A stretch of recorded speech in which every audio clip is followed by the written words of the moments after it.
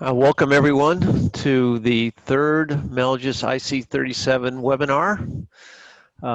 Tonight we have with us our coach Greg Fisher and Mike Marshall from North Sails, and our guest speaker Ben Kinney, the main trimmer from Members Only. I'm just going to give you a brief update on class news. There hasn't been a lot of development since last time we spoke. We still are looking at the 3 regattas that are scheduled by New York Yacht Club, one at the end of August, the postponed annual, the postponed race week, which is the end of September, and the nationals, which are early October. I think the real news tonight is that the state of Rhode Island has released some new rules on outdoor activities, and there's been an interpretation for sailing and racing competitively sailboats in Narragansett Bay. The club, New York Yacht Club, has just gotten those, and I know the flags and the powers that be are digesting those as we speak. But just to give you a sense, the new rules would allow crews who sail together consistently and create sort of a social bubble from people who regularly interact. So call it a pod, call it a family plus group, but that's what the state has come out with, and I'm sure every club or organizing authority will interpret that slightly. But it looks like there will be some sailing with boats larger than 2 or 3 crew in Narragansett Bay. So with that update, I'd like to turn it over to Greg Fisher. Thanks, Phil. Do you want to click it on there, Mike? Before we get started, we want to thank the people that helped make these happen. In the background here for North Sails, we have Laura, who's been with us right from the start, who has set up the Zoom platforms and all our presentation support. And of course, Mike Marshall, whose videos and photos we've used right from the beginning. Ed Adams has provided us videos and support. And Morgan Kinney at Melges has made possible her videos and photos and obviously helped us with a lot of the editing. So we are very appreciative to all they've done. And we are fortunate to have with us tonight Ben and Mike. And I can't imagine either one of them need much introduction, but their accomplishments are incredible. Ben grew up in Wisconsin, sailing from Milwaukee Yacht Club. He sailed collegiately at UPenn, and where he was 2-time team captain. He's also been captain and chair of the New York Yacht Club team race program, which, as we all know, is very impressive, and was on the winning Morgan Cup team at least 6 times. He sailed a bunch of different one designs throughout his career, but he's focused on the Etchells this past 10 years, where he's finished in the top 5 in the worlds twice and was the top Corinthian world champion twice. And that says a lot right there as well. Last year, he formed the IC37 team members only syndicate with Jay Cross and Hannah Sweat. And of course, as we know, they won the first class nationals last fall. When he's not sailing, he lives in Manhattan with his wife and 2 kids and is a managing director at JP Morgan's corporate and investment bank. Ben, as we've all learned, is a very busy boy, and we really appreciate him taking the time to be here with us. So thank you, Ben. Thanks, Greg. And Mike grew up on Narragansett Bay. He's one of those kids who went through all the ranks of the Optimist, the Laser, and the 420. And Mike, too, was a college sailor and was also a 2-time captain at Conn College, one of the very strong programs. He's a champion one design sailor in a bunch of classes, including the J24, but he's won the North Americans in the J22 and the VX1 and is a J22 world champion. I think it's really cool that Mike is on the board of directors at the Connecticut Island Sailing Foundation, which helps youth sailors enjoy the sport. That speaks volumes as well. Mike is the lead and exceptionally talented sail designer for North Sails One Design. And just for knowing, he's the guy that designed your IC37 sails. So obviously he knows a great deal, and we're lucky to have Mike with us too. So the next one, Mike. Oh, perfect. So you're all going to see soon enough that we've updated our focus on this in our next two webinars. We're going to focus on upwind speed, boat speed setup and sail trim tonight for light air, and then July 9th, it'll be medium breeze, and July 23rd will be overpowered breeze. It'll still be Mike Ben, and I'll moderate, and they will still share about this focus, and again, in this one, and talk us through light air settings and onboard communication. Phil's going to manage the chat room, so please don't hesitate to use that to throw your questions out. And Phil will interrupt at the right time to pose these questions to Mike and Ben, so it'll be a great opportunity for them to answer your specific personal questions. And this next slide is kind of the lead for the whole talk. And these are three boats upwind and three different conditions that are going to represent our next three webinars counting tonight. And I'm going to let Mike take it from here, as him being the guy who designed the sails. You know, what are you looking for, Mike, in the basic setup, and maybe talk through some tuning and basic sail trim setup on as we go through here.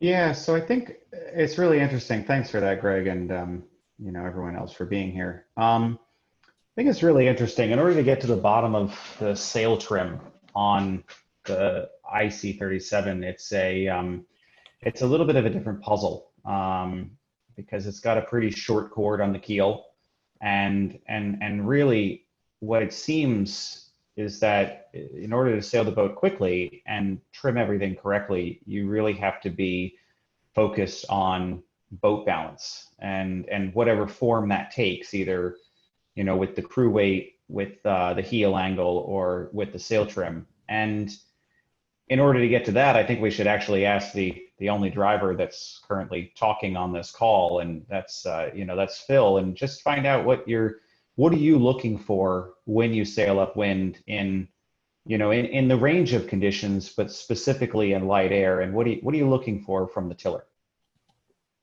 Yeah, thanks, Mike. Well, balance, I guess, light air, for me, it means having the boat trimmed properly so I'm not hunting for boat speed. I don't end up sailing too bow down, trying to keep the boat accelerated, and that I can maintain, you know, a pretty good angle, boat heel angle, and plus good VMG with the breeze, as opposed to when you start getting more breeze and the crew starts to hike, then you are in a situation where you're trying not to point the boat too much to compensate for the trim, either for weight or for sail trim, and then you're losing speed because you're pointing too much. In light air, you'd almost want to be in a position where you're not being forced to go too bow down. Interesting. And one of the things you had mentioned before is that anytime the driver is trying to fix the, you know, feels like they're trying to fix an error in sail trim or in boat heel, that's what you're referring to when you say the boat is wandering, you're hunting. You're hunting. So yeah, you don't want to be fixing, you know, you don't want to be fixing the boat speed issue with the tiller, either sailing too low, looking for breeze, or too high, trying to keep the boat flat or whatever in heavier breeze. Right. So I think then if we look into that, there really are, and kind of how we've organized this webinar tonight, there really are three different modes, or three different sort of conditions that you have. You have sort of the underpowered condition, which we're seeing here on the left in our screen. That's really what's going to be the focus of tonight, and that really comes about in about, you know, in that 11 to, you know, to nothing, that 0 to 11 knot range is really where that sort of underpowered, you probably don't have much runner on yet, you probably have the crew to leeward, you might have a couple of people hiking, and that range then from sort of the 11 to 14, you're going to be looking for a pretty different balance of the boat, and it's what we're calling the powered range, and that's the thing we're going to focus on next week, and followed by what we're calling the overpowered range, which is another entirely different balance of the boat feel. And that's, you know, and that's going to be in the probably 14 to, you know, 14 plus range, maybe 15 knots, where you're starting to ease the sails and you really have the runner on. So So what goes into those is, as we said, the crew weight, the heel, and and the sail trim. But since we're focused on sail trim on the light air one tonight, Ben, why don't you just give us a brief overview of how you would set the boat up in terms of rig and boat settings and leads and jib halyard, for this light air kind of setup, so we can set the stage here. Sure. So again, zero, it's called 6 knots of breeze, starting at the front of the boat. And quite frankly, on our boat, we spend a lot of time talking about matching sail shapes. I think most teams are trying to achieve that at all times. But as we're sailing out and getting ready, and as we're prepping this, I talked to Greg a lot about this. I hate being the last boat out on the race course, because the first hour or 45 minutes of sailing upwind is where you're going to try to figure out exactly how you want your sails to look for that first beat. And quite frankly, it's often an iterative process. You never pull your sails up and feel like you're there right away. But broadly speaking, setting up the jib, you've got your leads in as tight as you feel like you can get away with.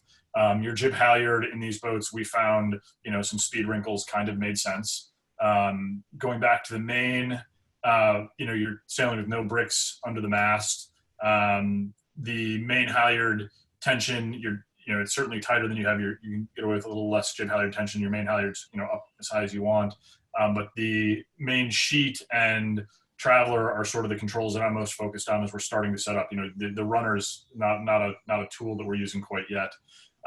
We found in the really light stuff, the traveler up, and it's kind of hard to see on this picture, but you never really want the traveler all the way up unless you really need to be in point mode. So call it traveler half to 2/3 of the way up the traveler bar, and then I'm looking up the leech and looking at not the top tail, which is off the top of the fathead main, but the first draft stripe below that, and trying to get that flowing in these conditions.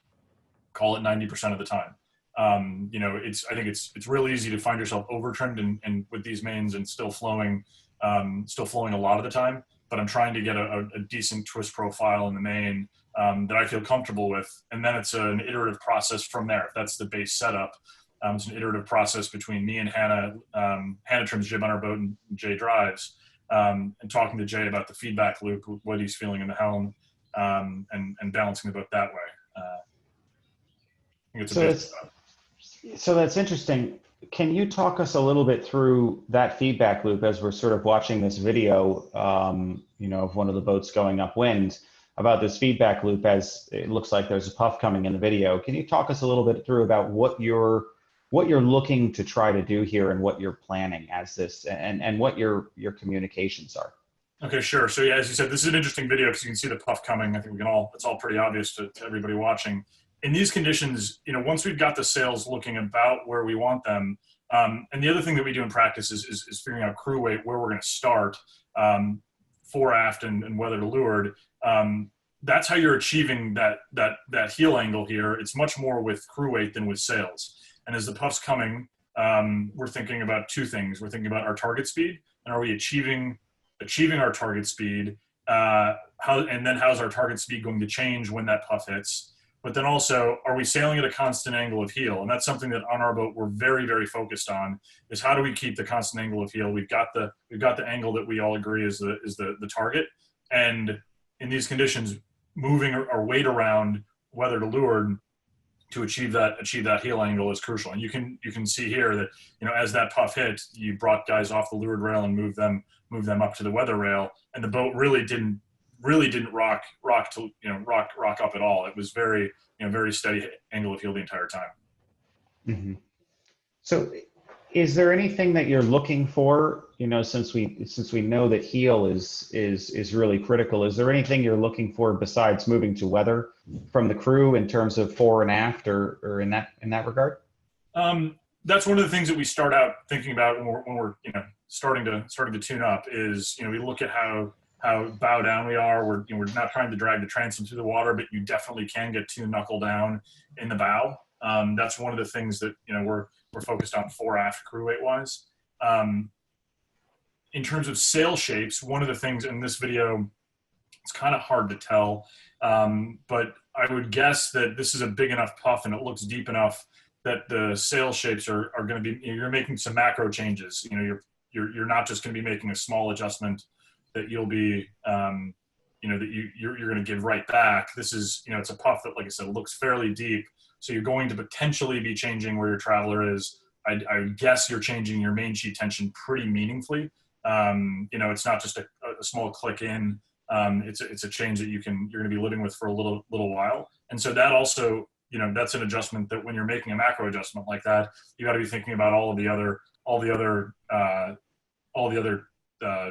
controls in the sail to make sure that you have the right, you know, it's make sure you have the right trim. One thing that we look at on our boat every day is the crossover point on our main leech in the center line. That's something, it's a gauge for us. We broadly have it around where the reef point is, you know, plus or minus a little bit. But if we're thinking about twist, if we have a twist profile that's very wrong, you'll see that crossover point is either much higher or much lower. So you're really looking a lot at that crossover point that's sitting there. Yeah. And that interesting. Does it change much, Ben, from the different modes you're in, from light to medium to heavy? Yeah. You know, certainly light to heavy it does. You know, it does drop down a little bit. I mean, you're sheeting harder and harder throughout the conditions for sure.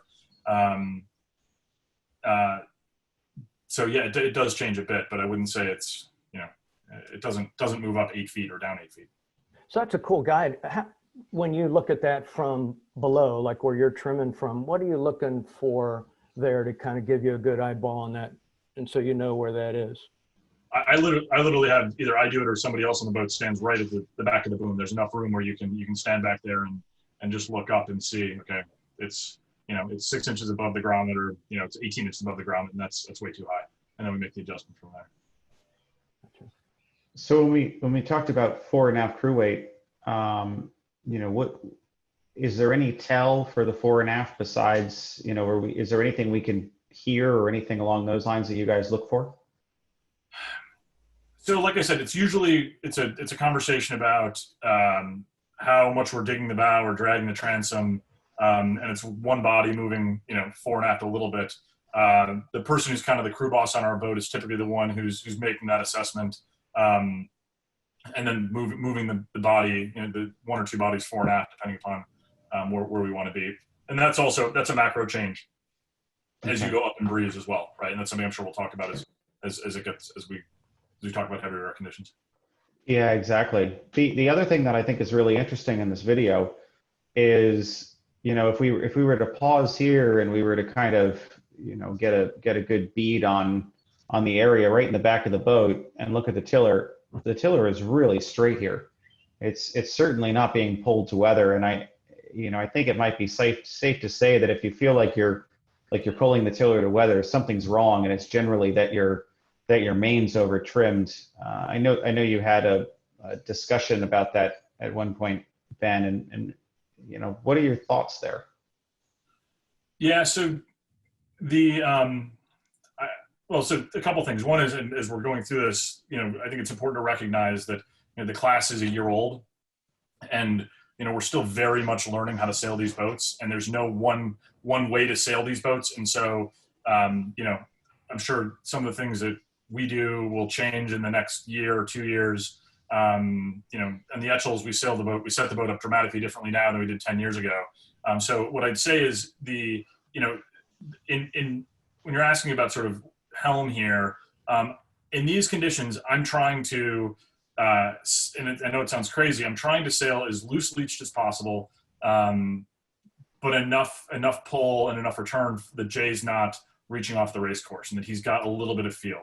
In these conditions, I feel strongly, you know, you really don't want to, you know, bring the runner on unless you can, you know, unless you need to firm up the headstay a little bit. So we're trying not to touch the runner to solve the helm problem. We would probably do it with sheet or maybe a little bit of trab, but probably a little bit of sheet. And that's a conversation that I'm having with Jay constantly is, you know, how's your helm? And I'm looking down, I can see it. I can often, he's got the better feel. I can often tell before we have a problem that we've got an issue. But it's a constant conversation between me and Jay. Is he feeling okay? Is he hunting for it? You don't want to be too helm neutral. But at the same time, I know that if I shut that main down, and the main is the engine of the boat. So if I've given him too much leash tension, if I've given him leash tension so that he has feel, you can easily overbake it. So Ben, I got one question from the crowd, and one is, we mentioned targets, or making sure people are keeping the boat going.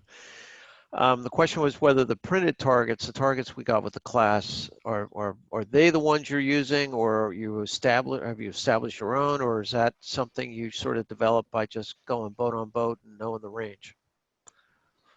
So for our program, obviously you're going to have variation speedos, right? So that's I think you have to normalize for the fact that no two speedos are going to be the same. I would say, and our results last year, we had a period in the middle of the year where we were just going not well at all. And so our targets really moved around quite a bit. I would say, generally speaking, we were trying to sail to the printed targets in the middle of the year, adjusted again, like I said, for the speedo. And I think that we found ourselves a little slow. I think we were a little too bound up oftentimes as we were getting to those targets. And I think once we freed our leashes up a little bit and sailed a little bit faster than the printed targets, we tended to do a little bit better. Particularly in these conditions. Again, you don't want to be reaching off the racecourse fill, as you said, but I would generally err on the side of being fast, because with the shape of these foils, the second you get slow, you're going to get past. It's very hard to get the boat going again. So to answer the question, I think by the end of the season, we generally coalesced around a view that we were trying to sail a little bit faster than the printed targets. Got it. Thank you.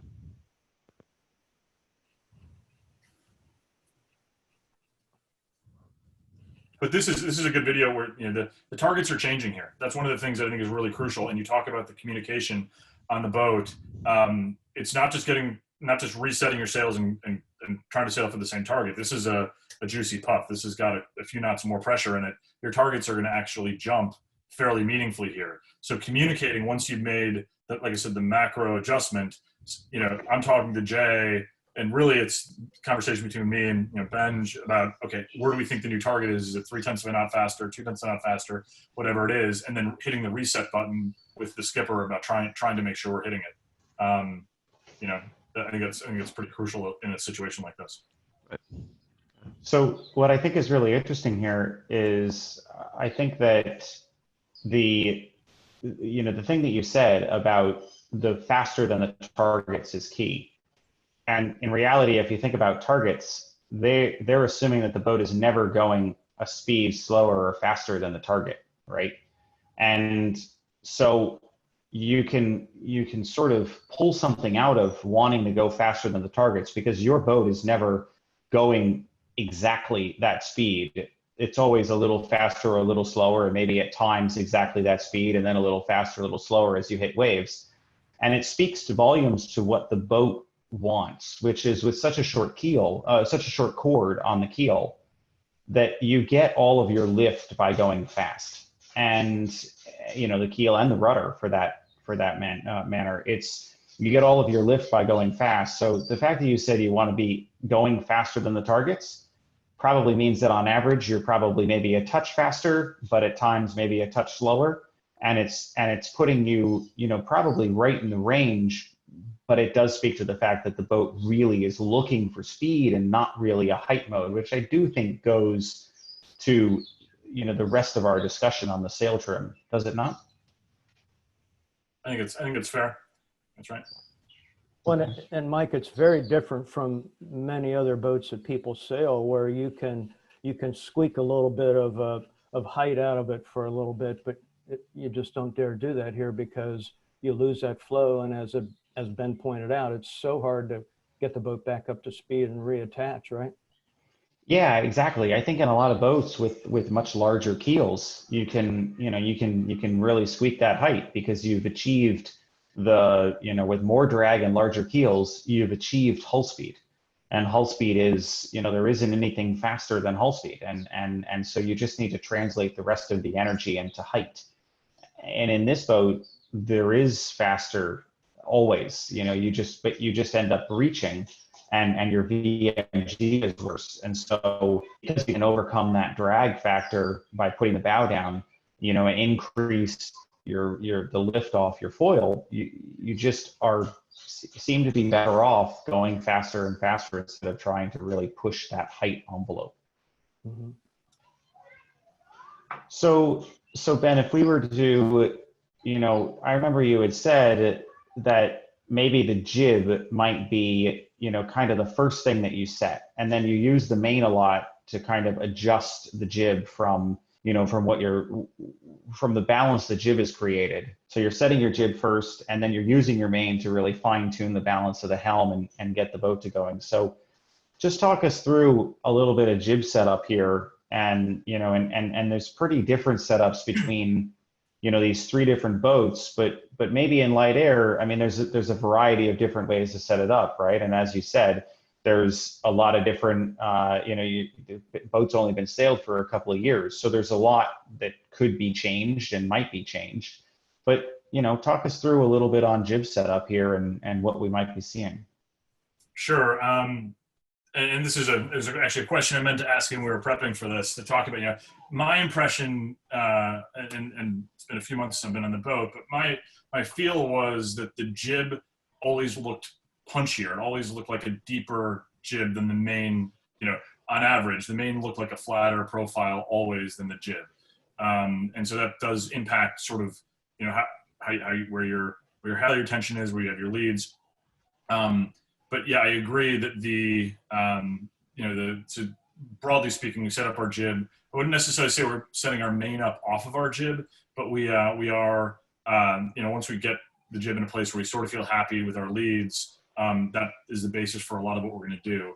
I'd also say, and this is just kind of the levels that this is something we do in the Etchels a lot, and we haven't done it yet in the IC37. It's a different team, but in my Etchels team of Sennett and Clay Bischoff, Clay does bow, and we've created our own sort of lexicon for how we have our sails set up. And like I said, I think it's always really important to have your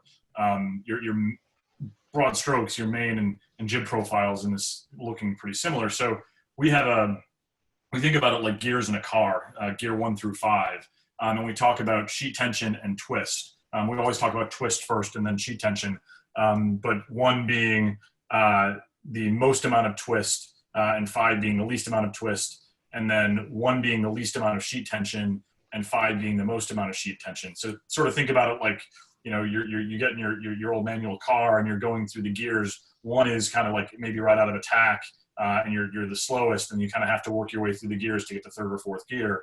And when Clay and I are talking about it, we'll literally just say, okay, I'm a 2 and a 3 right now. And if Clay says that, I know exactly what he means. And I think that's a pretty straightforward way to communicate. And it works. We haven't done it yet on the IC37, but I expect that's something, we'll have something along those lines. In these boats, yeah, there are 3 fairly different setups with the jib. I would say, and I'm not looking at our jib leach profile nearly as much as Hannah is or Benj is. But what I'd say is that the first jib looks the deepest to me, just kind of looking at the draft stripes. And if I had to guess, they probably have the least amount of halyard tension on. The leads, kind of hard to say because they're all slightly different angles. But it looks to me like the first jib is set up to be the most powerful of the 3, the jib on the left. And kind of working across, looks like the jib on the right has the least amount of twist. There's no value associated with that. It just looks like that's how they've approached it. I mean, you can see, whereas in the jib on the left, you can see the wrinkles at the halyard, and the jib on the right, the halyard looks a little bit firmer. And I'm guessing that's how they're achieving it by their depth. Hey Ben, as we got into the boats early last year and people were sailing them, it seemed that the jib lead, the port starboard lead was coming in further and further and further, and light air, no wind like this, flat water, and light air.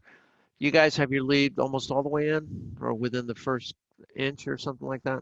Yeah, it's a pretty. They're fairly inboard. I think it's like I said. Just I think when we're setting it up, it's try to have them in as much as we can and feel like we're getting away with it. Got it. Yeah, interesting. I think it's really interesting what you said about the jib looked a little bit deep, and coming from the sail design side of it, right? It's this is the kind of boat where if you were to do an inventory for offshore racing, you would have you'd have probably 3 or 4 jibs in the design. And when you have an AP jib like this, it tends to be on the deeper side, just because you really would like the power in sort of the light air, and you're looking to a little bit of twist in the breezier stuff, and a lot of that depth can go away, but you end up not being able to sheet it as tight. But looking at these 2 setups, for sure, I would definitely say that that there, or 3 setups, that the halyard is very, very loose on the boat on the left here. And I think what's happening there is, if you were to look at that sail with such a loose halyard, you're actually ending up losing the mid leach, because you've got no tension in the sail, and you've got no vertical tension in the sail. So actually what happens is the sail just falls to leeward in the middle. And so it makes this look of this sail that's very, very, very, very tight in the bottom, very closed in the bottom, with a lot of return down low. And then it ends up with a sail that's pretty wide open on top. And that would be really good for waves, but at times, that can be a little bit too extreme in those conditions. And correct me if I'm wrong from what you've seen there, Ben, but it's there's times where it can be a little bit too extreme, because you're just actually shedding power out of the top of the jib. Yeah. Okay. And Mike, if the halyard's loose like that, would you also be flattening the entry out in such a way that it makes it hard for Phil to drive without the boat wandering a bit, without a little bit of fullness in the front? Would that make it a little less forgiving? Absolutely. I think, depending upon how much, even if you were in a swell or any kind of a wave, especially in this condition, I would think that, with that super loose halyard, and you might even have a little bit of rudder on to firm up the forestay, just because of the waves, that's going to make the entry even narrower, and it's going to make it even more difficult. For sure, I don't think you're looking to have the sail be, bone tight, and you're not looking for the draft to be pulled super far forward. But, at those times when you're really getting into scallops, Ben, how many times did you look forward in light air and see that there were scallops versus just wrinkles coming off of the hanks? Yeah, I mean, I think it's fairly obvious when you've overdone it with these sails on too little halyard tension. What is the tell that you use? So actually, I think the point about losing the middle of the jib is actually is quite good. It's also, how evenly the tell, and Hannah's all over this. I mean, it's something that Hannah's looking at constantly, and it's driving the discussion, multiple discussions about how much rig tension we feel we want, but how evenly and where our leads are, but how evenly the telltales are breaking up the sail is the other I think fairly obvious tell. Mm-hmm. So if we were to jump to the other slightly more extreme example, on the right here, and in this case, I think it's critical in this breeze again is how much your telltales are streaming on your jib, and I would say 100% of the time your upper telltales should be streaming, and if they're not, it really is a very quick break. Break in the boat and to the boat speed. And so, Ben, is that something that you would see as well? 100%. It's something that I'm, because like when I'm looking at the main, for example, I'm just focused on that top telltale. And like I said, I do think there are some times where it becomes hard to shut it down. But I agree, it's streaming 95% of the time in these kinds of conditions. Yeah, I think this boat on the right here, they obviously have a bit more halyard tension on, and they've got quite a bit of a tighter sheet, but for sure the top of the sail is, is significantly further in. You can see the spreader marks, and it's 2 or 3 inches further in compared to the boat on the left, and really, really, really tight. And you can almost see it in the attitude of the boat, where if you were to look at all 3 of the boats, the 2 boats on the outside, and they're all in very similar conditions, actually have everyone on the boat stacked to leeward. And, and the boat in the middle here actually has, it has a couple more people starting to move a little bit more to weather here, where they're not all lined up right on the leeward, the leeward lifeline, and really trying to put heel in the boat, because I think they've gotten pretty close with this upper jib leech about, the balance between having power and, and sheeting it too tightly. Is that something that you see as well there, Ben? Yeah, I think that's fair. It just, to my eye, and again, we're looking at leech snapshots all day. You see the moment in time. You don't know what happened 5 seconds before or 5 seconds after. But it looks like a much more uniform leech profile, a much more uniform twist profile than either of the other 2 boats. So, go ahead. Got one question for the audience here. Talking about batten crossover for the full length batten on the top of the jib and light air. You guys have a number when that happens, when you put that in, take it out? Ben, I'll defer to you on this one. It's a good question, and I'll be honest, it's not necessarily the part of the boat or the decision tree that I'm always involved in. But I think broadly speaking, when we feel like the boat's powered up is when we're taking it out. And I think it's before 11 knots. I think it's like, and I'm sure Hannah will text me that I've gotten this wrong in a second. But I think it's probably around 9 knots when we've got everybody up on the rail. And when you're losing the top of the jib, when it's no longer like the nice uniform twist profile, but when you're really losing the top of the jib. And I think that's broadly when you kind of have everybody up on the rail. Yeah, I think that's fair. I'd probably say, when we designed them, I think it was probably, expected even a little bit lower than that, but obviously a little bit of sea state and wave dependent. And, I think the thing to think about on it is that if you think that the heavy batten is overpowering the shape of the jib and the pressure that the wind can put on it, it's probably time for the light batten.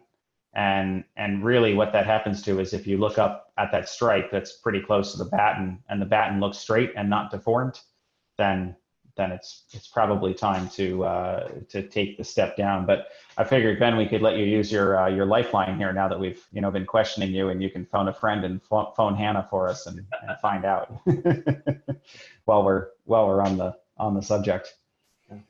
Hey, can I ask both you guys something? Ben, you made a point that, when you look at the jib, it always looks a little deeper, a little more powerful than the shape you look at in the main. And when you look at these 3 jibs here, they're all very different in the foot, in that bottom quarter up off the deck. And obviously the lead is a big part of it. The sheet trim is a big part of it, but do you use that as a guide? Or how do you use that as a guide? And Mike, you obviously know what you're looking for as a designer too. Okay, so Hannah just texted me saying we were spot on with our crossover, so thanks for that question. Thanks, Hannah. I think the other control that really drives a lot of what you're asking about, Greg, is halyard tension, right? It's jib halyard tension is really it's the same thing as moving your leads around. So that's something that like I said, I'm not quite as focused on a minute by minute basis in our boat, but when I do look up at the jib, and it's making sure that I sort of feel like the draft stripes, again, I hate to sound like a broken record, but we've got a draft profile that matches what we have or what I'm trying to achieve in the main. And if we're dramatically different, than discussing with Hannah, okay, I think you're deeper in the foot than I, and I'm trying to depower in some way, whatever the comment is. And then one of us will make an adjustment. We don't both adjust, because then you overshoot on one side. But yeah, it is something that we're constantly talking about, is how we have our sails set up and whether we feel like we're trying to achieve the same thing. I think it's also interesting here that, and it's the same thing that we've seen a lot of times, the sails can be deeper in the foot than you think, because they are end plated to the deck. You are getting drive from that lower section of the sail. And so, a sail that's off the deck is probably going to be flatter in the foot, and to a certain extent, but you can, when it is end plated, you are separating the flows so that you don't have the possibility of a vortice off the bottom of the sail as much. And so you're definitely, with more attached flow comes more drive and more depth. And as long as the boat can handle it, you can do that quite a bit in the boats. I'll also say that it's interesting that you said so much about, broken record on the halyards, Bennett. If I were to set a jib up on the boat, I think the first thing that I would look at would be the halyard, because it does change everything else in the jib. By moving the jib slightly further up, you're changing the lead, you're changing the, every other position. So really your first control is probably your halyard, and then it's getting the sheet in the right place, and then it's actually looking at your lead. Because, if you don't have the halyard right and you go and get the lead correct, and then you go and adjust the halyard, you're going to be right back adjusting the lead again. Is that kind of the process that you guys follow? Absolutely. And yeah, exactly. Perfect. So in general then, it seems like with the jib in this condition, you're really looking to be on the inside of that track, potentially the furthest forward, the furthest hole inside. You're looking to have some grunt in the bottom of the jib, and you're looking to have that top telltale basically flying 90% of the time, 90 to 100% of the time, with maybe just ever so slight wrinkles coming off of the luff of the jib. But how does that then interact with the main? What are you looking for in the main setup? Like we're showing in the next photos here. What are you looking for in that main setup to kind of match that jib trim profile? Sure. I guess so as we move on, the one other thing that I'd say, I think it's important to recognize as we kind of wrap up on the jib and move to the main, is I think in these conditions, we are the most dynamic with our jib trim of any of the conditions that we'll talk about over the next few weeks, where the halyard is constantly moving up and down. The jib sheet is constantly in and out. We're moving we're moving where our leads are much more actively than we are in any other conditions. Some of it's just boat setup. We can't cross sheet our jib in these boats. So, our ability to, use our jib and puffs is much more limited, but it's also because the impact of going from 4 knots of boat speed to 4 knots of wind speed to 8 knots of wind speed is massive in these boats. We find that, or even 5 knots of wind speed to 6 knots of wind speed is quite a big, setup change. We're incredibly dynamic with our jib sheet, with our jib trim in general. And then sorry, Mike, going back to your question on interplay between the main and the jib, if you go forward a slide, there's a pattern here. I guess the main on the left is the deepest. The main in the middle, I think, has got a fairly uniform twist profile. The main on the right looks to me like the leech is the firmest of the three. Again, not saying fastest or slowest, but firmest of the three. And I would say too, I actually think these three boats have, broadly speaking, matched their main and jib profiles relatively well. Perhaps the boat on the left has a deeper, a much twistier main profile than the jib. I think the boat in the middle has achieved fairly consistent profiles amongst all, and then the boat on the right, you can even see sort of that looks to me like all the way through their jib leech is firmer as well. But the interplay, so again, as we're sailing along and we're sailing through varying conditions, Hannah and I are discussing what she's doing with her leads, what she's doing with her sheet tension. I'm listening to what she's doing and, quite frankly, making adjustments, focusing on what our target speed is, how we're achieving that, listening to Jay, getting the feedback from Jay around, he's starting to helm up in the puffs, or even just sailing along, he doesn't have any helm. He could use something to lean against, and I can give him that for a second without shutting the main down. I'm okay with that. Or if I find that it's more than a second, maybe I was under trimmed before, and so I'm going to make a macro adjustment with the main. But if we're again thinking about dynamic conditions, if we're going into something new, we're going to try to change both sails in the same way. Again, if I'm dropping trab, or I'm starting to trim a little bit firmer on the main sheet, then Hannah probably has a click that she can trim out on the jib. I think that's really, really interesting, and sort of again what we're seeing here is that the crossover between the two sails, and that kind of also leads us into that traveler. So that the comment that you made before about that intersection point, we can see a lot more here. So why don't we just jump back to that for a second, and let's see, just give us a run through on what you're looking for here so we can see it on a comparison.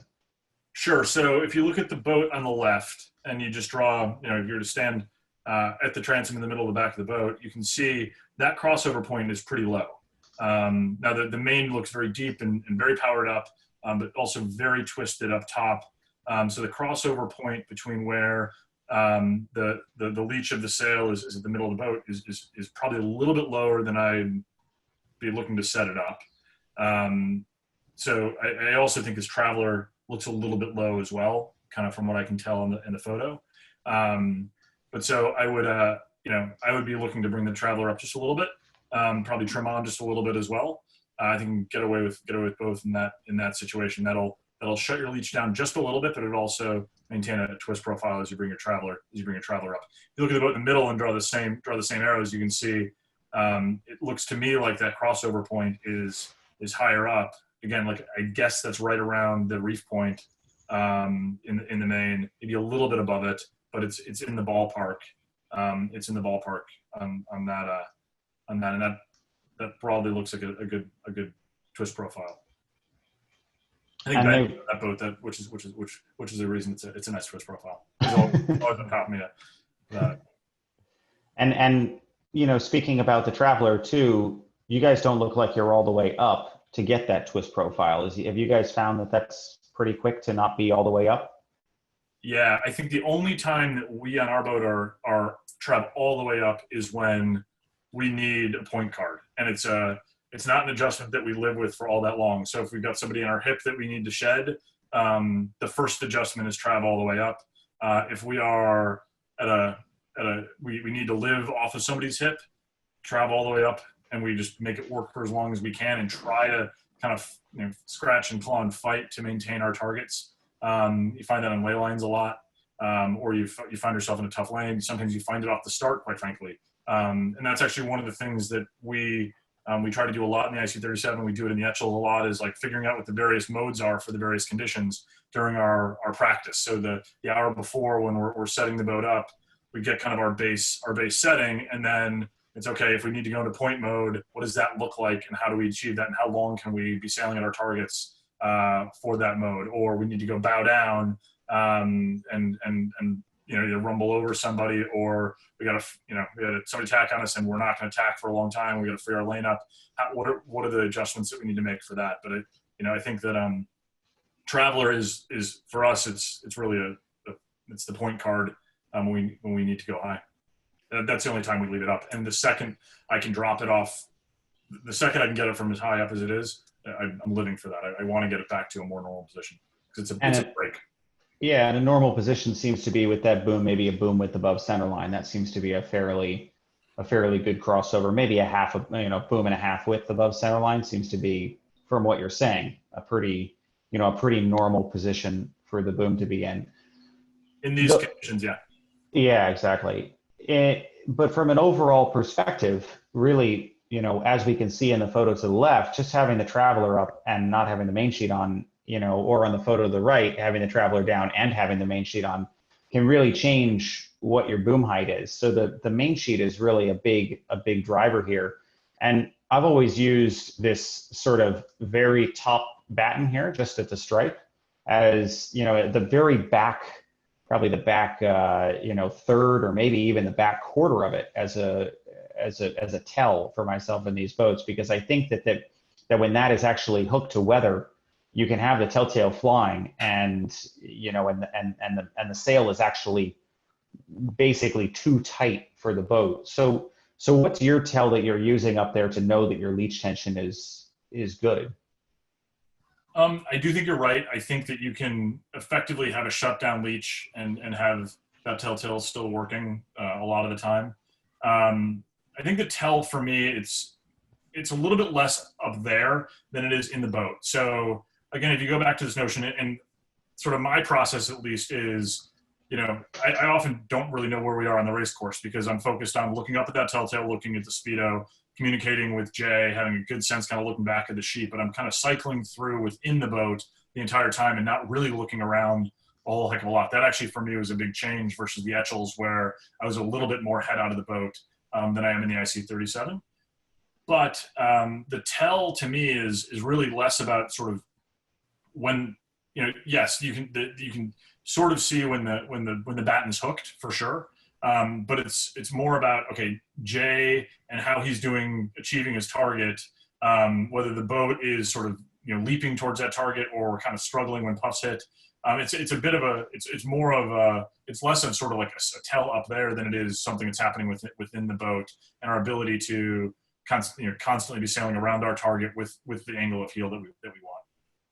So what you're saying is when you're shy on target, your answer is easing the main and not just putting the bow down. It's actually putting the bow down might not be, or forcing the bow down might not be the answer. It really comes down to easing the main. Yeah, that's exactly right. In these conditions in particular, just to, and one of the things, I think it's different on every boat, but I found that a little goes a long way with the main. You can give it, a 2-inch ease or an 1.5 inch ease on the main sheet and really free up the leech pretty quickly. If you're kind of close on trim, I guess is what I'd say. Like you don't need to do a very large adjustment. And oftentimes you see the boat all of a sudden, just free up and leap in speed, and then you can kind of start the dance again, where you're figuring out if you're trying to click that back in and what the point is where you do click that back in. And how long you can keep it click back in before you start to shut it down again. Before you start to shut it down. The really telling thing here definitely has to do with, the way the boats are heeled, and the one on the right-hand side, that's a pretty quick tell to what you're talking about, right? If your boat is heeled over but not going fast, there's your answer, and that's really that attitude of the boat, and it kind of does go back a little bit to that boat balance comment that we were talking about before. The one thing I'd say you can kind of tell, and it's a little bit hard because the picture is slightly cut off. If I had to guess, the crew weight is much further forward on the boat on the right, just based on how the transom is relative to the water, at least from what I can see in the photo. It doesn't necessarily look like, and on the margin, I'd say the boat on the left is dragging the transom through the boat, dragging the transom through the water just slightly as well. So it's, you get a much better sense of looking at the boat from leeward, but that's one thing that does appear to be the case here. And the boat in the middle looks relatively well balanced. With crew weight as well. Yeah, that's a really good point. Hey, you guys, when we were rehearsing, you guys were talking about, it's also, I don't want to say easy, but possible to under trim the main and have the top two open for the balance for Jay to be able to steer. And I'm just curious, Ben and Mike, what you're looking for when you'd want to trim the main and put the traveler down to help Jay. I mean, I guess my understanding, listening to you guys, is that the shot on the left, maybe they're too open, right? And obviously the shot on the right's too closed, but is the shot on the left going to give up a lot of, like you're saying, Mike, the ability to drive the boat forward and give the boat some more heel because it's so eased? Just curious. I thought you guys were talking about that, and I found that really interesting. I have a horror story from an Etchells Worlds where I under trimmed a main for an entire beat, and we went very, very backwards very quickly. So I'm always scared of under trimming the main and not being able to sail upwind. But at the same time, like I said earlier, I also never want to be tight leached because, once you're slow, it becomes very hard to. So it's finding the edge finding the edge of trim. And that's always something with the main, whether you're sailing 6 knots of breeze or 16 knots of breeze. And I'm always thinking about is where's the edge where I'm going to make Jay squeal one way or the other, that he needs something to lean against, or that he's fighting the boat way too much, and then back off from the edge just slightly. The tell in the main, I find when I'm under trimmed is like you actually see it luff a little bit. I mean, it's very subtle, but you actually can see, along the luff, you can see small luffs when the boat either hits a wave or it's quite frankly looking at other boats. Not necessarily for what their trim looks like, but boats that are around us, and they've got to be nearby because, 50 yards makes a big difference in how much breeze you're in when it's light.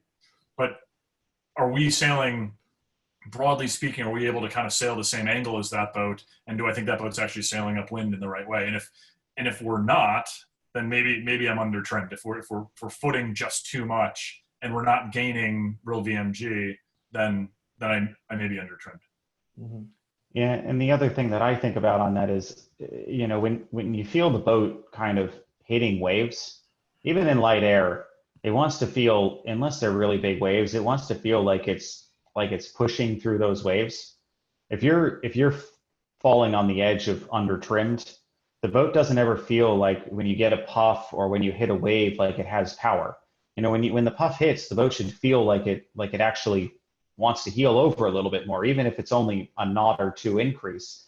It should feel like the leech of the main is engaged. And if you're under trimmed, when the puff hits, if the boat doesn't feel like it engages, if the rail doesn't feel like there's pressure in it, sometimes that's another, it's a little bit more on the feel side, but it's a good tell of that you might be a little bit under trimmed. It kind of goes to the point that Ben was making about the main slightly luffing, where it just doesn't power up when you're sailing along.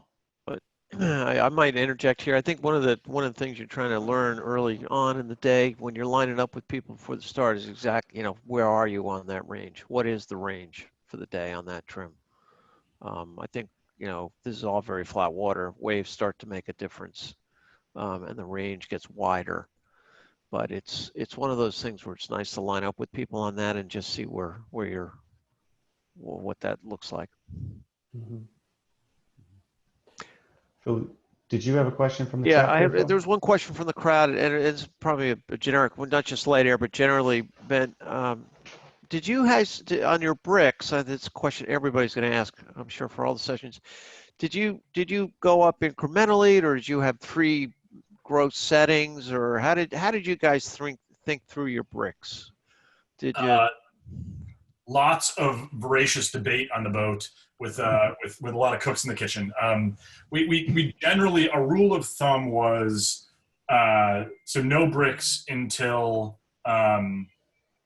we had everybody up on the rail, and then I would say more or less we followed the tuning guide. It wasn't like we weren't. I don't think we were too far off the guide in terms of when we were going up on our bricks or down on our bricks.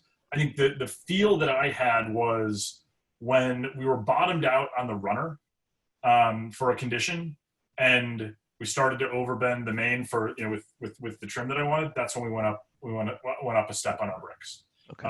It really, to me, had as much to do with how much runner tension we had as anything else. But I think kind of broad strokes that also matched the tuning guide. And then did we have sort of like kind of big, just only a few settings? The answer is no. I mean, we debated between increments an awful lot. And it, again, that's one where I'm sure there's not a single answer in the fleet right now.